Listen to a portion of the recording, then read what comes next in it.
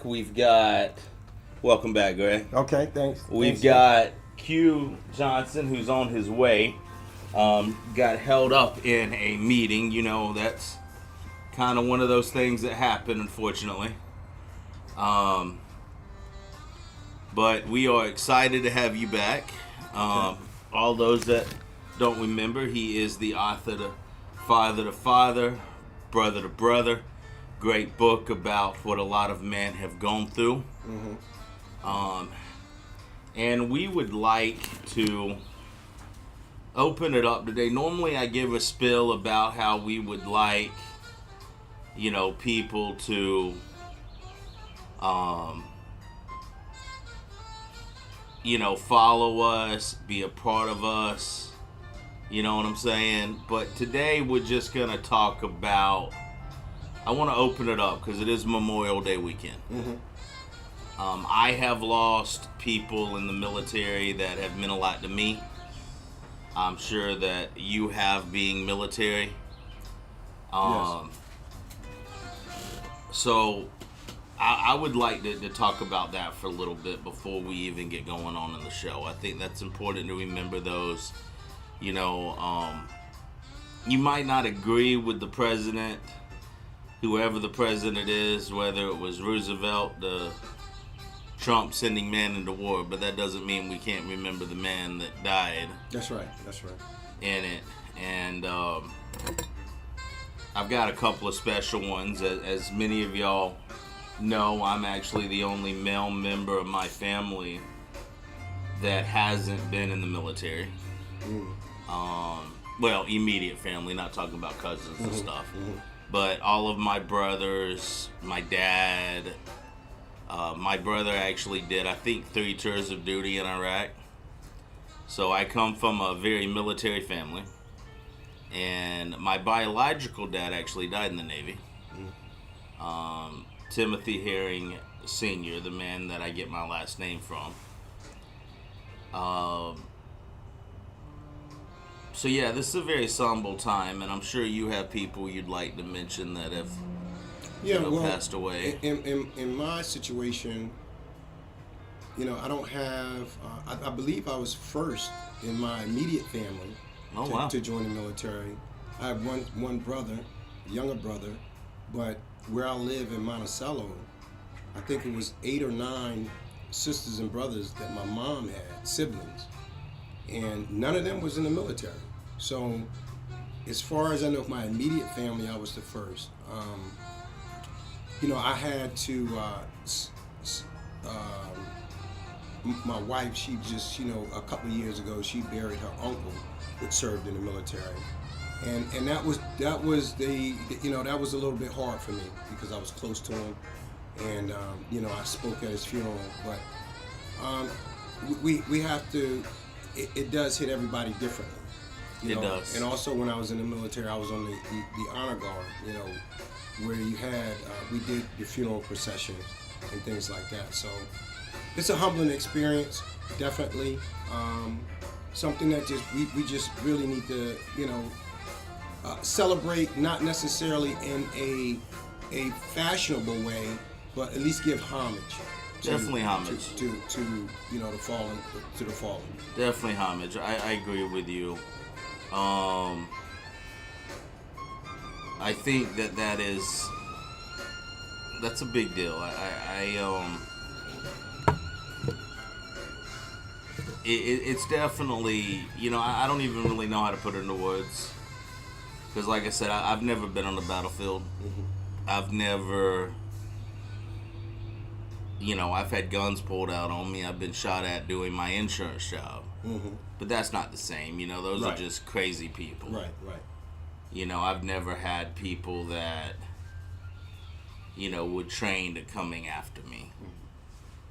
And it's not necessarily just war, but the military is, you're always training for war. So that's true. Where you know, if you serve in some capacity, and it doesn't have to be wartime, but you're still serving. You're still learning and practicing to protect our country.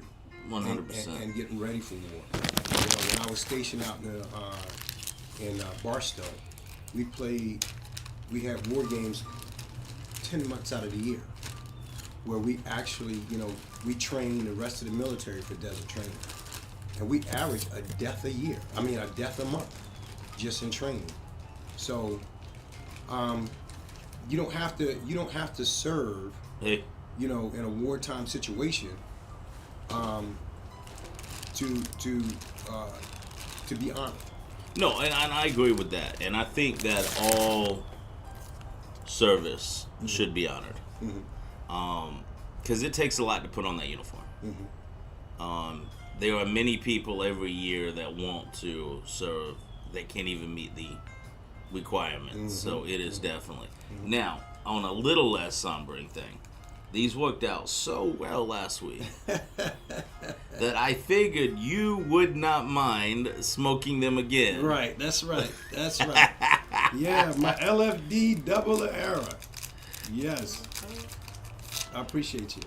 No, I appreciate your willingness to keep coming up, and I do apologize for Q being late, but when you work for what he works for, sometimes it's just hard to wrap up meetings when you're telling them I have another meeting to go to. Right. I would like to say that throughout the show, we do have the chat pulled up. So if you mention a family member that you would like mentioned on the show, all you have to do is show it up, and our producer will get us the information.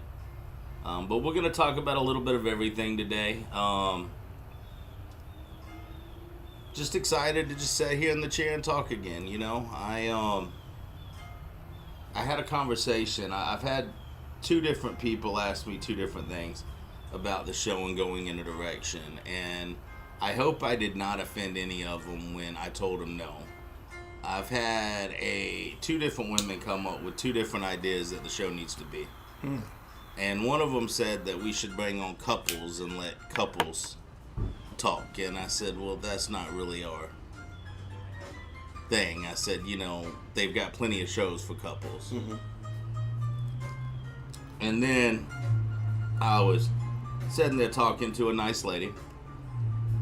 Yeah. And these are people who have watched it with the podcast? Yeah. And know what it's about? Yeah. Okay. And was talking to a nice lady, and LJ, of all people, our boy of the show. Okay, yeah. He's like, because we were talking about crime and how to fix crime and stuff. And she said, well, you should have her on the show. That'd be interesting. And I had to politely look at the lady. Have one on the show. Have the lady on the show to talk about the crime and stuff. And I told him, I said, and I politely looked at her and I said, no, thank you. And I said, not that it wouldn't be a good show and not that you're not a wonderful person. But my show's about how to make men better. I said, we don't really invite women on the show. The only women we will ever have on the show is if they're running for office. And that's only because if I have one person running for office, then I have to have everybody else. Okay. So that's the only way I foresee that. Not that we're sexist on the show, but we're a man show. Right. But not only that, the theme of the show is it mimics the conversations that we have at the cigar lounge. Absolutely. Right? So, now if you're a woman that smokes cigars, that's a little different story, I feel. But for the most part, this is what we do at the cigar lounge. And I think we mentioned that the first time during our first show, is that the cigar lounge and smoking cigars has taken the place of the barbershop. It has. Where men can go, we can talk, we can be men, we can talk about men things, we can learn from each other, and things of that nature. So, no, it's definitely not a couple show, a couples type of thing, but and I'm not so sure. And I know the woman that said it. Don't get me wrong, love her to death. Married to one of my best friends in the world. But I know that, and I actually told her this. I said, honestly, you wouldn't like my advice. Because my advice would be stop trying to be the man of your household.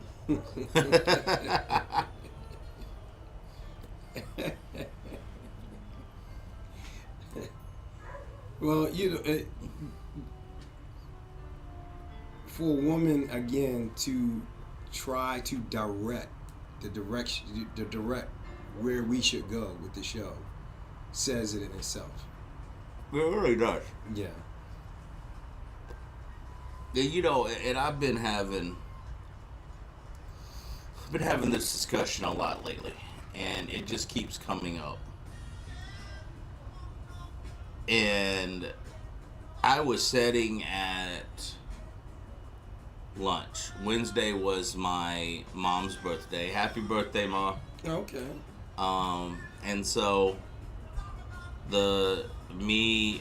my son, her adopted son, my business partner, and I, we took her out to lunch, and my aunt was there, and and their good friend was there. And my aunt was talking about her daughter-in-law and the relationship that she had with her son, and talking about how they've been married for 22 years or something like that. Okay. And I just told her, I was like, well, more power to him. I said, but I'd prefer to be alone than married to a woman like that. And she's looking at me like I'm crazy, but I find myself more and more looking at these relationships and more thinking, how in the world does a man put up with that? My cousin's wife, and if she watches this, more power to her. She knows I don't like her, so it ain't the end of the world. She is loud. She is crude. She is rude. And she blames it on being Puerto Rican. Like, to be Puerto Rican means you gotta be loud, crude, rude. No. And she's not even attractive. So it's like, you gotta give the world something. You can't be, I've always said that, you can't be ugly, mean, and rude. You can be mean and attractive. You can be rude, but nice. You could be, there are rude people out there, but they're still nice people. Okay. But you can't have the trifecta of it. You can't be the ugly, the rude, and the mean and nasty at the same time. And I don't get how these guys do that in those relationships. I just don't. Well, you know what? Being previously married, the both of us, we learn. Divorce is something that we definitely wouldn't wish on our worst enemy. Oh no. But you learn from it. You actually learn what you want and what a woman should. What you want what a woman is and what you want in a woman. Oh, that's at 100%. So, and as we get older, those things become more defined. A woman, you want a woman that's not loud. You want a woman that's feminine. Definitely takes care of submissive herself. And takes care of herself. Right. So it's no secret that men are shallow, right? We want a woman that looks good, right? 100%. And looking good comes in many different shapes, many different sizes. Sure. But I agree. Before you meet personality, you fall in love with personality. Right. You're attracted to the way she looks. To the way she looks, exactly. Right. I agree with that 100%. Yeah. So speaking of ex-wives, I am, because I would love advice from people on this one. I am sitting down with my son, and he asked me why me and his mom got a divorce. Well, I have always sheltered my son from that. Because honestly, as you know, if you need to go to father to father, brother to brother and find out, women can get very vindictive during a divorce. Very vindictive. And hey Scott, are we still live? Okay, cool. We are learning as we're going, so as y'all know. So if I ask these questions, it's because we're figuring out what we're doing right and what we're doing wrong. So he told me that his mom said that she left me because I cheated on her. Oh, wow. Now, I gotta be honest, I was a little dumb. First of all, you don't tell my son that. Second of all, it never happened. You know me. Right. And you know how I feel about that. Because, I mean, my golden rule is I won't even be in business with somebody that cheats on their wife, you know? That's my golden rule. So you know I didn't cheat on her. Right. And I'm just like, wow. So now I'm stuck in a rock and a hard place. I have to prove to my son that didn't happen. And then that makes his mom out to be a liar. And so I call my good friend who lived with us through a good bit of our marriage to help pay the bills, because I've never said we were rich when I was married. Right. Right. And so Brandon gets on the phone. Shout out to Brandon Keever if you're interested in going to college. He's a recruiter for St. Leo now, by the way. And Brandon's first reaction to Ronnie was, when did we have time for you to cheat? All we did was work. And I just think that... Well, they say it's three sides to a story, right? Your side, her side, and the truth. So what is your side of the story? My side is the truth. I didn't cheat. Okay. Okay, understand that you didn't cheat. So if you had to explain why you got a divorce, what would you say? What would you tell Ronnie? I told Ronnie this, and this is what I've stuck to. And I've actually asked him not to pull the divorce papers up and read the divorce court stuff. Not because of anything that I said during it. I don't want to hurt his relationship with his mom. And I don't want him to ever see his mom in a different light. Right. Because that's his mom, and his mom's important. Right. But we got a divorce for a couple of reasons. One, I married my ex-wife for all the wrong reasons. I married her basically because her daddy told us not to get married. Okay. And I'll be honest there. Okay. I have had a long, hard struggle with, you tell me not to do something, I'm going to do it for the hell of it. And it's cost me dearly through a lot of my life.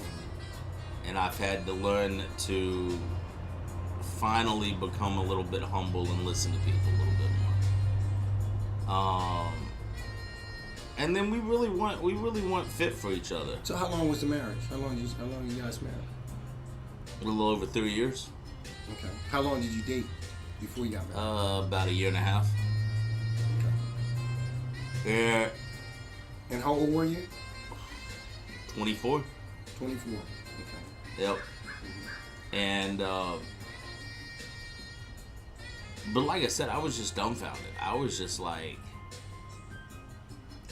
you could have accused me of not providing well enough even though I was going to work. You could have accused me of a lot of things in that marriage. But cheating wasn't one of them. She did accuse me of a lot of things in the marriage. But cheating was something she never accused me of in court. She accused me of everything else underneath the sun. But not that. But what do you do in that situation? Like, I have tried so hard, and, you know, the producer over there will tell you completely that I have tried over and abundantly to protect her and everything. Even when she filed taxes on the years that it wasn't her year to file taxes. Mm-hmm. And I could have got her in trouble. I just let it go. Right. It's the mother of my child. Right. That's you right. know, I'm not gonna, you know. Right. It's you know, it's amazing how we as fathers or as men try to do everything that we can not to harm the mother of our child. But on the other hand, when it comes to them, they try to do everything they can to try to harm us, to degrade us, to defame us. You know, I went through that same thing. I don't know if I ever really had to answer, or the question was asked for my children why, you know, their mother and I divorced, whatever the case may be. And if I had to answer that, I would say it just didn't work out. You know, now, whether they took it upon themselves to go look at court paperwork or, you know, divorce decree, that's on them. But why say anything negative? It just didn't work out. That's been my thing this entire time with him. Is because you know Ronnie. Ronnie is a very intuitive young man. Mm-hmm. He hates not knowing something. Mm-hmm. And so, you know, I've always told him the truth in every situation. Never lied to him. There were times he would ask a question and it was far above where he is at the moment. Okay. And I would tell him, hey, you got to ask me that when you're older. You're not going to understand it right now. Okay. Which I took a lot of heat with him growing up because I never told him there was a Santa Claus. Mm-hmm. I always told him there was not a Santa Claus. Mm-hmm.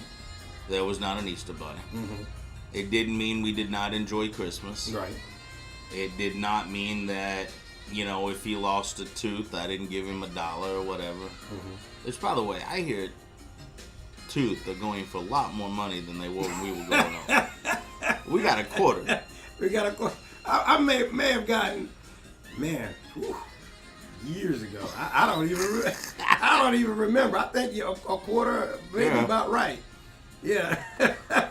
I was told that we got that one of my little cousins got $10 for a tooth. Mm.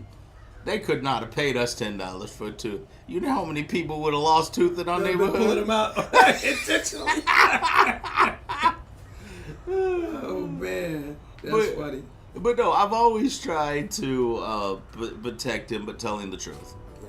But when it comes to his mom and everything else, I've always shielded her, and always tried my best to shield her.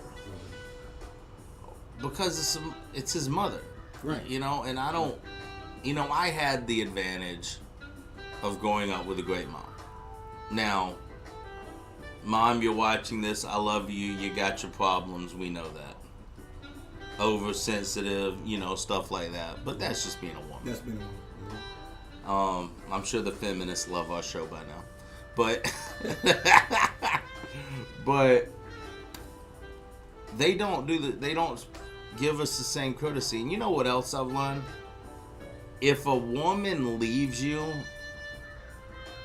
and you didn't do anything really wrong, she will hate you till the day she dies.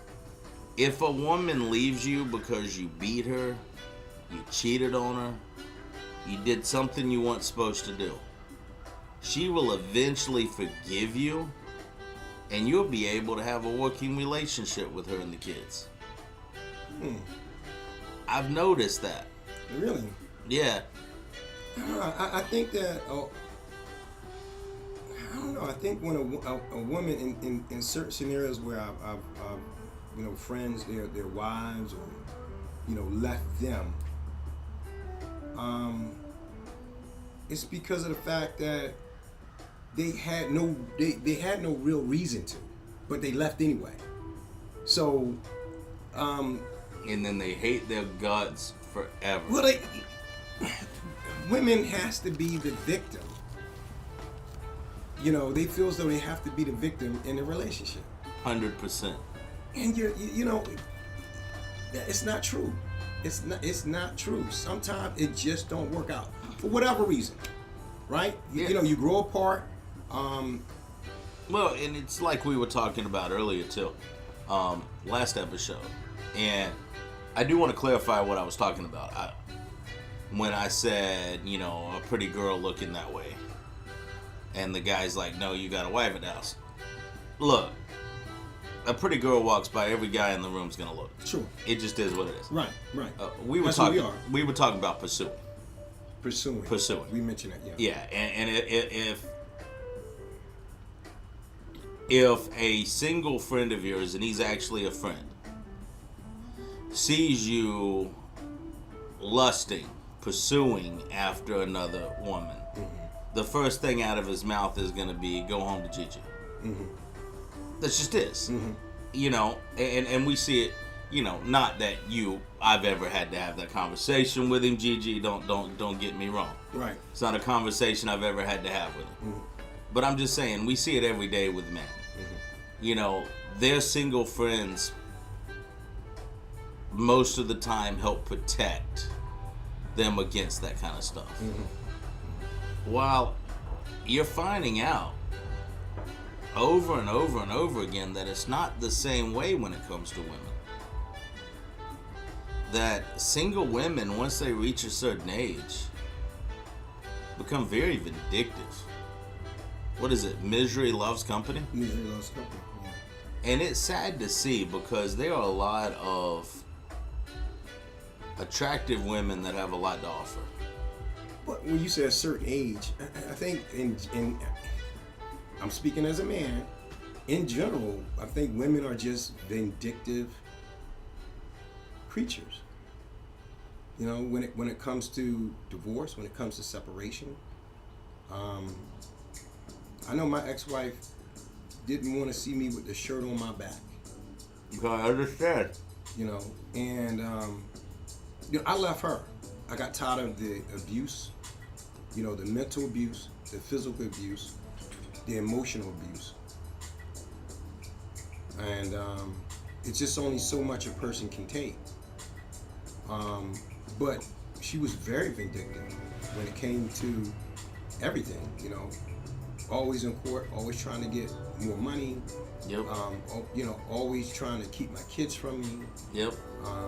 You know, and I explain it, you know, I talk about it in my book where, you know, the hurdles are set so that you know, is so that you are deterred. It's trying to deter you from being in your kid's life. And you have to go over those. You have to jump over those hurdles. You have to go around those hurdles, and you have to go through those hurdles. And, you know, it was times where the only time I could see my kids or even talk to them was to go to their school and spend the day with them. Yep. You know, what sense does that make? My ex-wife, I'm sitting there, and my divorce attorney told me to go along with what she wanted to do, and it hurt me so bad. My ex-wife would make me pay her just to meet her at the park to spend time with my son. I think somebody's arriving here. Q. Yes, sir. How'd I get here? Just walk around. You were at the right spot.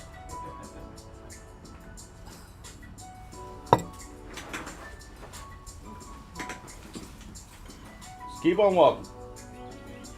Oh, Q already got a cigar in his mouth. I guess he don't need the one we got him today. Come on through. Come on through. Let's go on. Brother, how you doing, man? Well, how are you? Good to see you. Yes, sir. Likewise, likewise. Yes, sir. Q, good to have you. Good to have you. You sit right here. You sit right here. I'll take the All right. the back. Got your bottle of water there. Appreciate it. And I guess you could smoke it later. I always provide a cigar for the show. Oh, okay. Well, I smoke what you got. Last couple of weeks, it's been the LFD. Nice. This might take me a week to smoke, man. Well, on a 3-hour show, Hey, I feel you. it's a pretty nice show to have, a pretty nice cigar to have, because it gives us a Very nice. So, welcome. We were talking about the vindictiveness of women during divorces. Oh, I can I can lead to that conversation. Okay. But I tell you what, before we get into that conversation, tell us a little bit about yourself. Okay. I'm Q, Quantrell Johnson, aka Q. I am a 22-year Air Force veteran, retiree. Thank you for your service. Oh, absolutely, it's my pleasure. I spent 22 years in Air Force intelligence. Oh, wow. So I've done a lot, seen a lot, been a lot of places. Wouldn't have traded it for the world. And really, to be honest,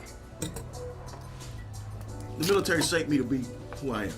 Okay. You know, like, of course, my parents raised me, but I really didn't become a man until I joined the military, if I'm being honest. My parents did a great job, I think. But I think the military instills things in you that you wouldn't get anywhere else. And it carries you for a lifetime. After the military, I joined the workforce. I became a IT project manager. I worked for the state for a bit and realized that that's not for everybody. You know, retired military veterans have an advantage. You know, we get a pension right away. You know, we don't have to wait until a certain age to get a pension. So I realized I don't need to work towards a pension. Mm-hmm. So there's no need for me to waste 20 years, working towards a pension when I can go and make more money doing contracting. Absolutely. So I got into contracting. I worked for Truist Bank for a little bit doing some contracting, and then I realized, listen, I can do this on my own. So started a IT consulting firm, and we are now getting contracts. Currently got a contract with the state, and we're getting ready to get into a lot more federal work. I think is where we're gonna focus our energies to the federal side. So things are good, man. Life's good. Got 2 grown kids. They're in Texas, in the Dallas area. My parents are still living, still together. That's a blessing. That's a blessing. That is a blessing. Mm-hmm. I'm the youngest of 3 kids. I got an older brother and older sister. They're in the Dallas area too. So life is good, man. I can't complain. I can't complain. So where you from originally? From Texas. You from Texas? Okay. Yeah. My spent a lot of time in Houston. My parents now live in East Texas. Mm-hmm. Really, it's about 45 minutes from Barksdale Air Force Base in Shreveport, Louisiana. It's on the Texas side, about 45 minutes from Shreveport, Louisiana. Oh, okay. Yeah, that's where they live at now. So when you go see them, you can go see Pastor Jeff. Is Jeff there in Shreveport? Yeah. Absolutely. And I know we haven't had a lot of one-on-one, and we've had, I've been to your functions. Mm-hmm. We've talked that, we greet each other at Cigar Lounge, but this is, truly an honor for me to be on the show and learn more about you. Likewise. And this is how we, as brothers, this is how we learn about each other. Yes, absolutely. About it, one-on-one conversation, not necessarily in a group or a crowd, and I would implore every brother, at the Cigar Lounge, take time and spend with your brother. Absolutely. With your friend. Learn them. Learn who they are. I didn't know you were, prior military. Yeah. I didn't know you were retired. Yeah. Things like that. So it's my pleasure to be on the show with you. Likewise. Yeah. Likewise. It is. I talked to both of y'all in great length before I started the show. Q had actually wanted to be on it with me a lot, like you did too. But with his work schedule, we have to have him on when he can get up here. But we were all in agreement that it needed to be a show about men and not a gotcha moment. In fact, I've got a local politician in Tallahassee hit me up for a vote. And I told him, I said, I don't vote in Tallahassee. So, you can't count on a vote for me. Mm-hmm. But I will smoke a cigar on my podcast with you. And you can come on my podcast. And you can tell the world why, you want to be on there. And he's like, well, that sounds good. But he wasn't 100% sure. And I was like, look, watch my podcast. Well, not I got you. Now, you're running for office. I'm going to ask you a few tough questions because, people need to know where you stand. But we're not a got you. We'll give you time to explain everything. And I it's think a conversation. Yes. It's about conversation. The same thing we talked about. What we talk about now is what we talk about at the cigar lounge. Yes. Right? Mm-hmm. And over cigars. Yep. And kind of speaking of that, you the founder of G&G? GTG. Well, GTG? I am the vice president of GTG, Good Time Gang Cigar Club here in Tallahassee. I'm one of the founders, I guess legacy members. It was actually founded by Calvin Buford, who's moved to Texas. Oh, so when he moved okay. to Texas, Yeah. Al Simmons became the president, and I became the vice president. Okay. And we've taken it. We're coming up on our 1 year anniversary in about 3 weeks. We're having an event at Henry Hill Park here in Tallahassee, or in Tallahassee, not Thomasville, in Tallahassee. But the club, for people that don't know about it, we're an international cigar club. We have several chapters around the country, and it's a good thing, man. We're active in the community. We're active in cigar community as well, in the local community. The great thing about it, it offers a space for like-minded people that like cigars to get together and fellowship. Now, what does cigar culture mean to you? Great question. I thought about that this morning.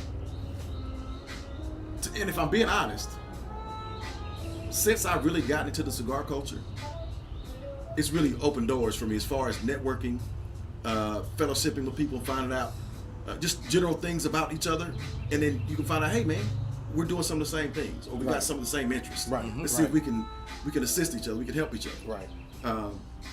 It kind of gives you access to things you wouldn't have access to otherwise, just by cigar and conversation.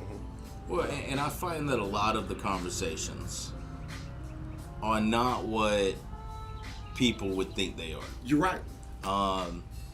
I get a lot of times, why do I hang out at a cigar bar? Well, first of all, I call it a lounge. Pastor Jeff, who we mentioned earlier, always called it a cigar church.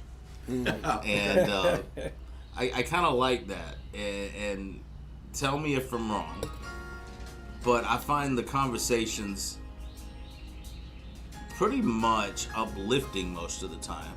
Not that we're not going to have banter with each other, and we're not going to, make fun of each other as guys do, because that's just being a guy. I mean, if you're friends with somebody, you're going to pick on them a little bit. Sure. That's just being a friend. Yeah. But, I've never seen a brother come up that wasn't in need of, whether it's financial or he's just going through some things, that the brothers weren't willing to sit down and talk to him. And if it is financial, I mean, I've said it before, I've seen a brother come up to the cigar lounge to smoke a cigar and finally admit that he's like 3 months behind on his house payment because he's been out of work. And why he's been out of work, the brothers have been saying, if you need money while you're out of work, you let us know. And his pride wouldn't, we're getting the best of him. And, waiting on a contract, knew he had a job lined up. And he walked away with his house payment called up, Wow. And that's the kind of stuff you get at a good church. And that's why I like the analogy of calling the cigar lounge a church. Because, we have discussed everything from bills on the floor of Congress to Jesus of Nazareth to just everyday life.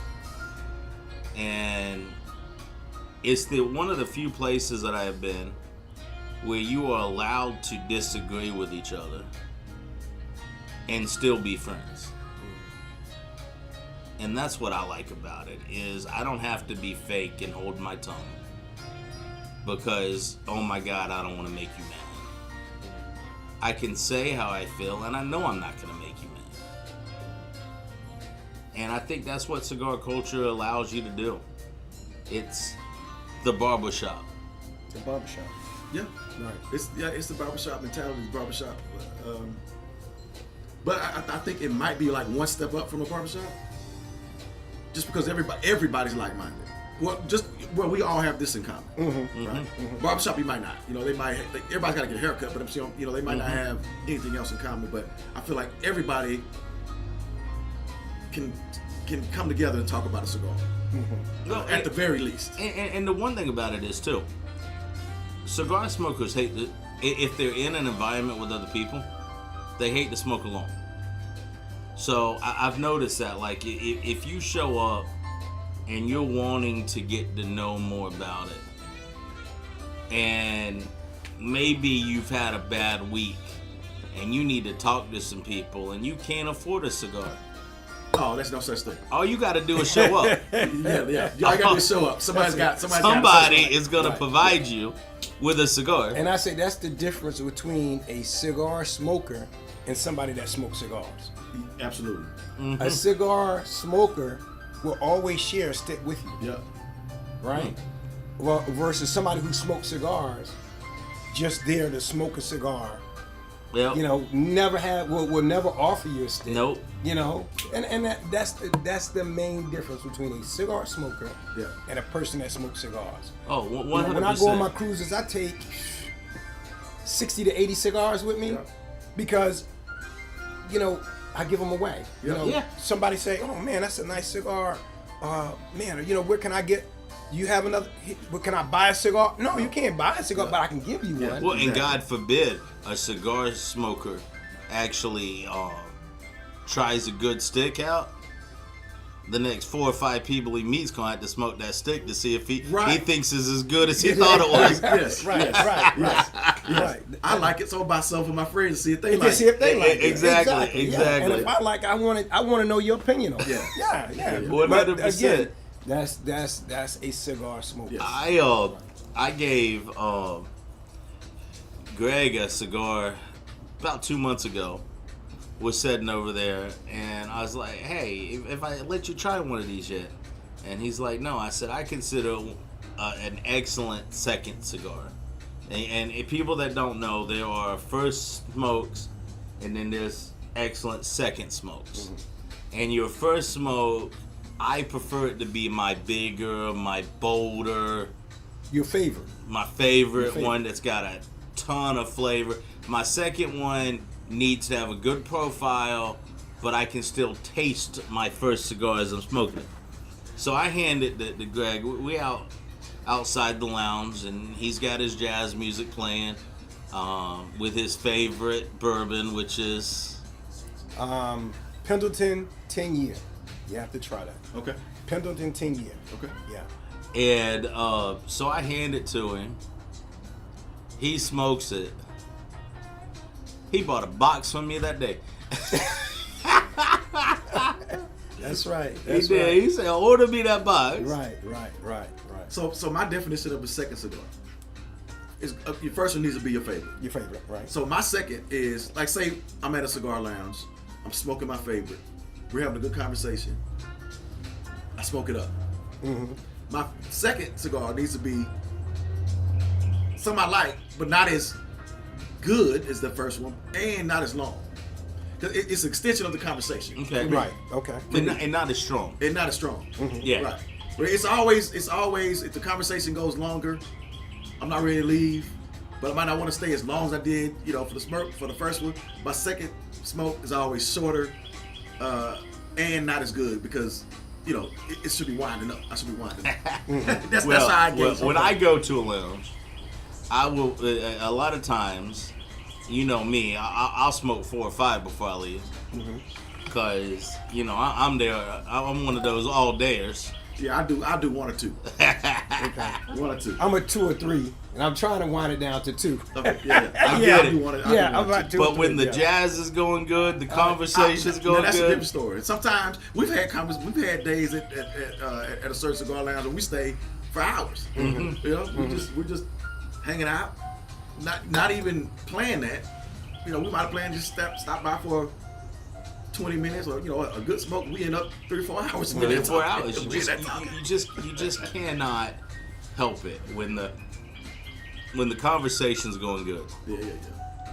But I've never had those conversations like the cigar lounge environment or culture tends to have. I never had conversations that long before with people because it's always you're conversating with them for a reason. You know what I mean? Like at work, I'm conversating for a reason. I'm trying to get something done. I'm trying to get something else. Conversations aren't that long.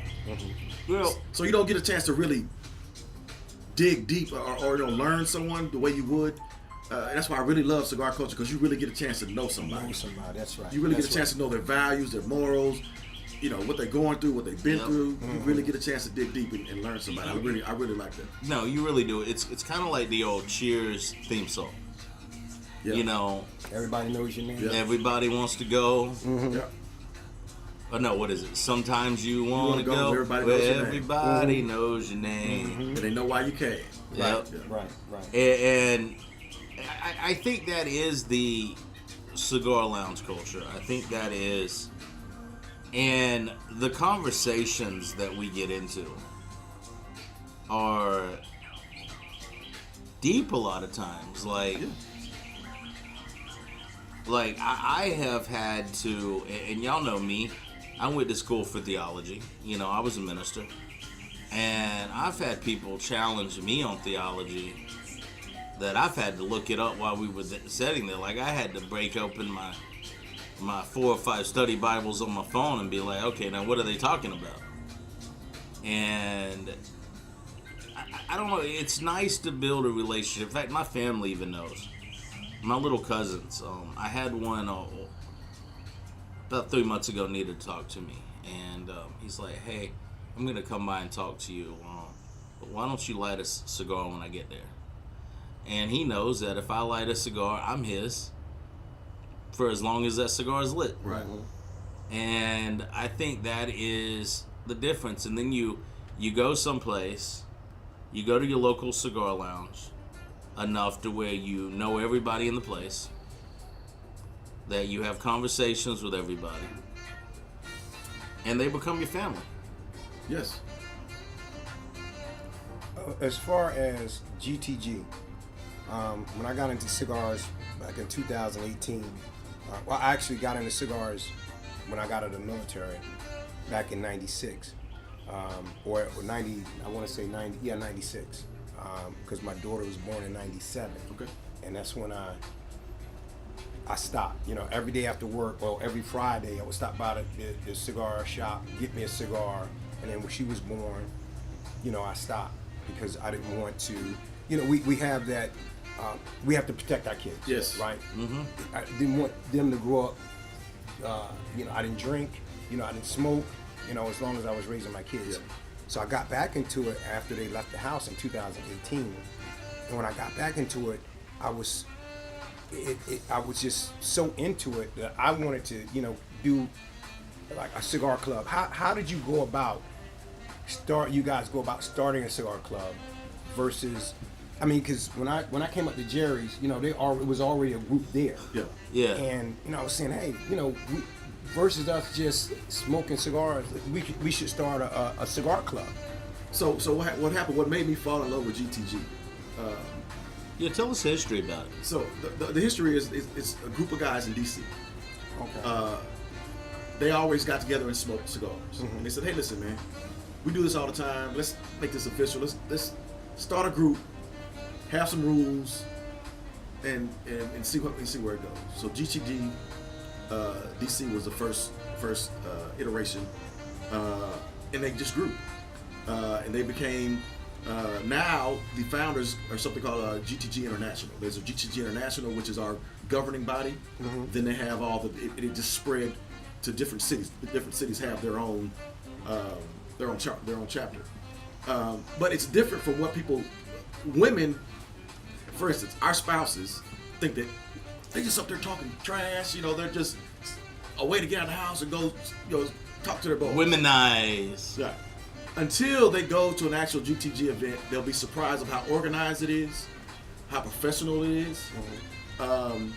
Of course, you have you have your time where you're making fun of each other, having fun, but for the most part, it's a professional organization that people get together, talking about professional things, talking about business opportunities, talking about entrepreneurship, talking about military. Of course, a lot of them are paramilitary. But I fell in love with it. Calvin happened to come across it on one of his journeys to Tampa, I think it was, and he went to a cigar lounge and they were having a meeting. And he saw that how professional they were, how the camaraderie was, how together they were. And he's like, "What's this GTG thing?" And he just started doing some research and came back and says, "Q, I think I found a group, man, that'll benefit. I think we should look into it. I think it'd be something we could start here." So he did all the work, and then he kind of recruited a couple of us to kind of to join him, and we all got together and said, "Okay, it's something we want to do, but there's a process. You have to be inducted or created by an existing group in your state." And during that time, Orlando was hosting. We have these things called Hook Days. Hook Day is one day a year. The club gets together and plays hooky. You get together. It's an event. You smoke cigars, you eat, this, that, and the other. So we just recently had our Florida Hook Day last weekend in Jacksonville. All the Florida chapters get together and have a weekend. Okay. Just different events. But that particular, it was last year, Memorial Day. That particular weekend is when they inducted us. So we went down to Orlando. Hundreds of people from other GTG clubs were there. And they said, "Hey, look, we're going to create GTG Tallahassee." There's a process, it's a formal process. They ask you questions. They're trying to find out what you're going to do in the community. They give you the rules and regulations, the different offices of the club, and then they vote and ask, "Hey, does anybody object to GTG Tallahassee become a club?" Everybody says yes or no, then you become a club and you're off on your own. Wow. So we've been off on our own. We're coming up on a year. We got 27 members on our roster right now. And it's been great, man. Like, of course, new clubs have their growing pains, and we're going through those. But look, man, it's been great. I've met people that I wouldn't have met otherwise, and it's just been. I love it, man. I'll be honest with you. I love it. So what does it take to be a member? So the criteria to become a member is you have to be interested, you have to be a cigar smoker, right? You have to have 2 interactions with the group. One is an informal, just a smoke. We just talking to you, making sure that it's something that you're interested in. We tell you about the group. And if you're still interested, then we invite you to our meeting. Come to an in-person meeting. It's just our business meeting. After the business meeting, we just sit around, smoke cigars, and talk. Right? You do those 2 things. On your 3rd meeting, you're inducted. Right? So you come in, you tell the rest of the group, and we have a committee that interviews you initially to make sure you're a good fit. And then when you come to that in-person meeting with the whole club, you get up in front of the club, tell us about yourself. We ask you questions. And that's the fun part. So they ask you all kinds of questions, even into your personal life, you have to answer them. And that's how you get your cigar name. Everybody has a club name, right? Okay. And the way you answer those questions. 1 second. We're going to take a brief break. We take one about every hour. Okay. Once again, we'll be back in about 5 minutes. If you're hearing the rain coming down, we are underneath the tin roof.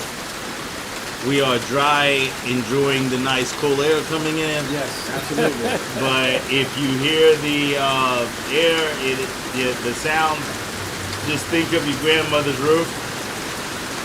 Once again, go to Amazon or the website, The Father, Brother to Brother. Check out the book, and we'll be back in a matter of a few minutes. This is a great time too. If you want to sponsor the show, this would be a great time. We are sponsored by Father to Father, Brother to Brother, but we will gladly take on more sponsors.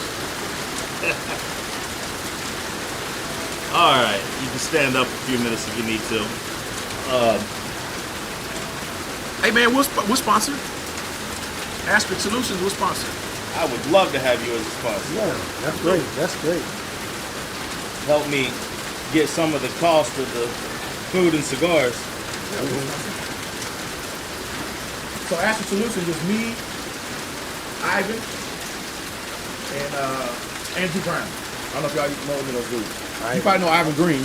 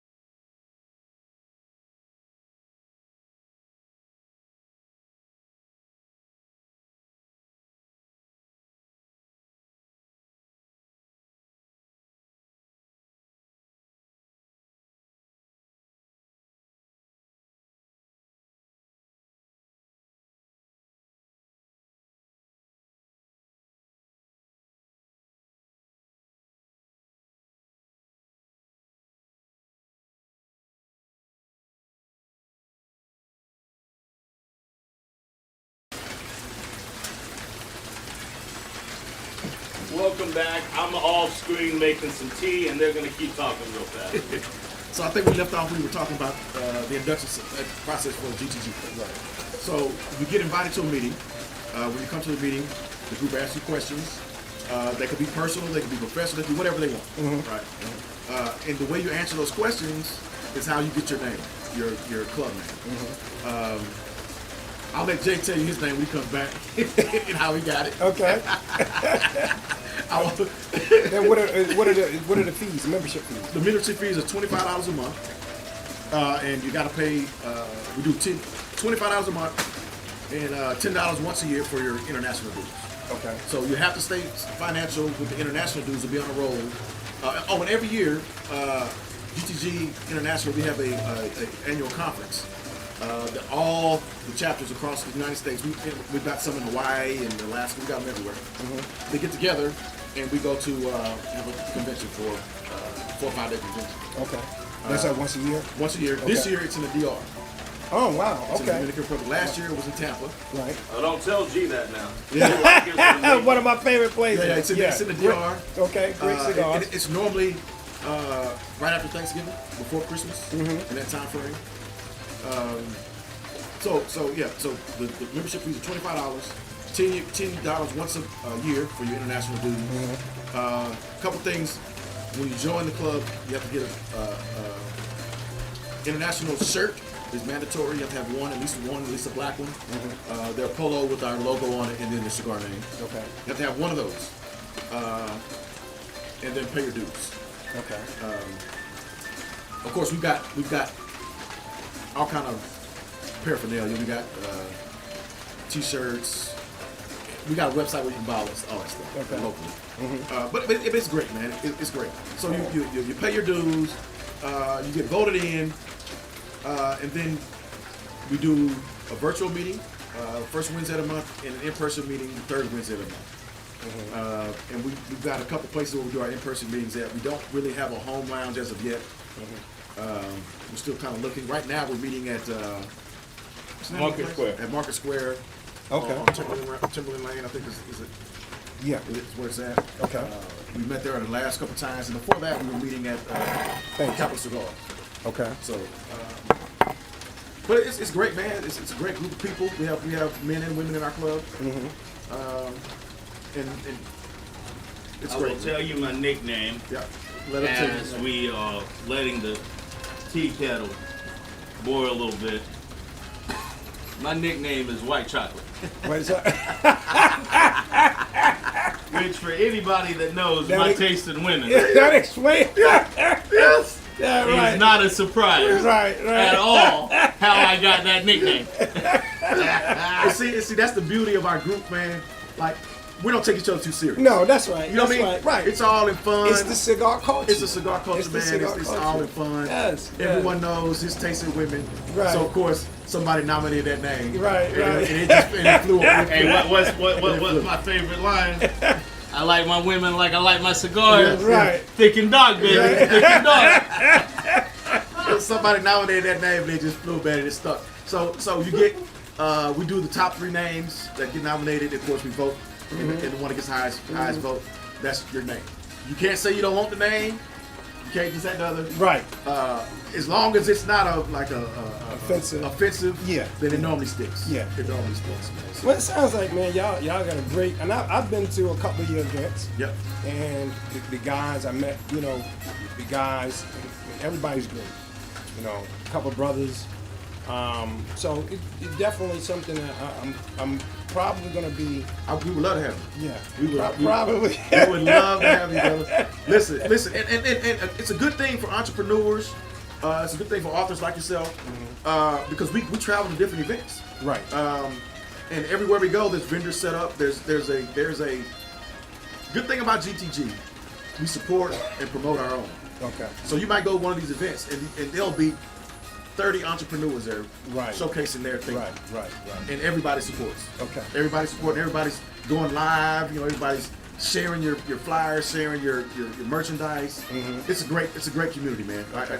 I can't stress it enough how great of a community is. To be honest, I don't think anybody that has joined hasn't benefited from joining. Okay. In some way. Right. In some way. Well, I'll tell you what, I enjoy it. Okay.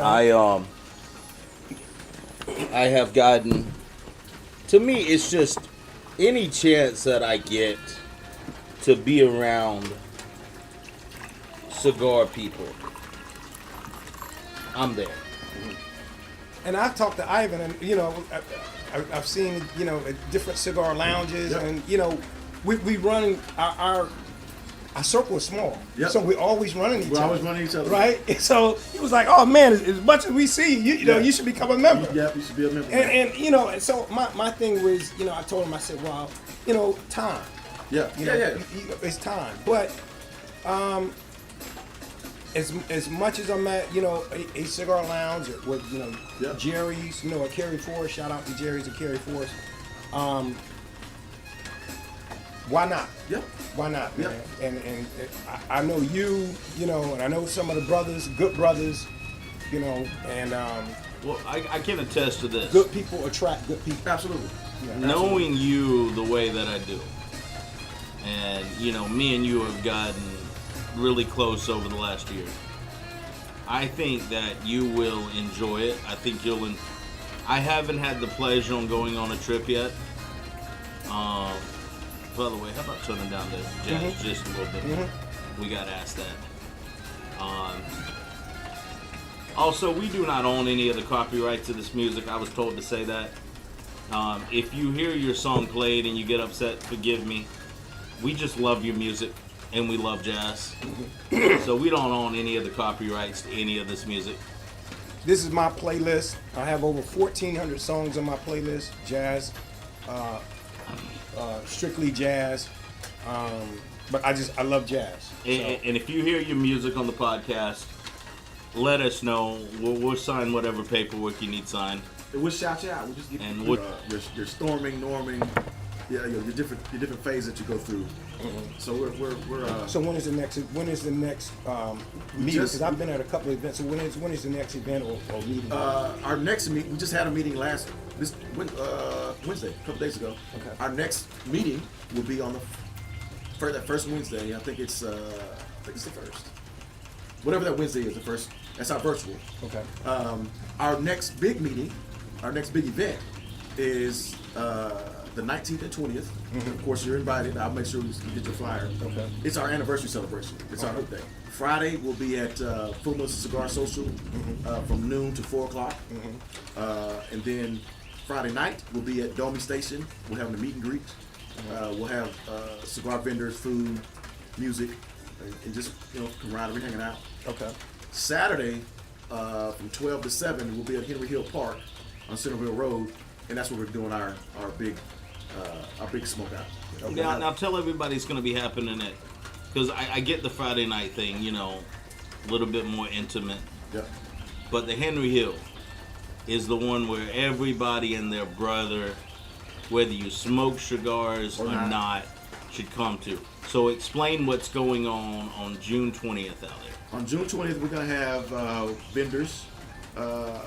Jay's going to be out there selling cigars. We're going to have another one of our members that has a mobile cigar lounge. He'll be out there. And that mobile cigar lounge that OG's got. Shout out to LB Legends. OG is one of our members. He's out of Pensacola, but he's a member of our group. He comes here all the time and fellowships with us. He's got the best mobile cigar lounge that I've seen with my own eyes. Okay.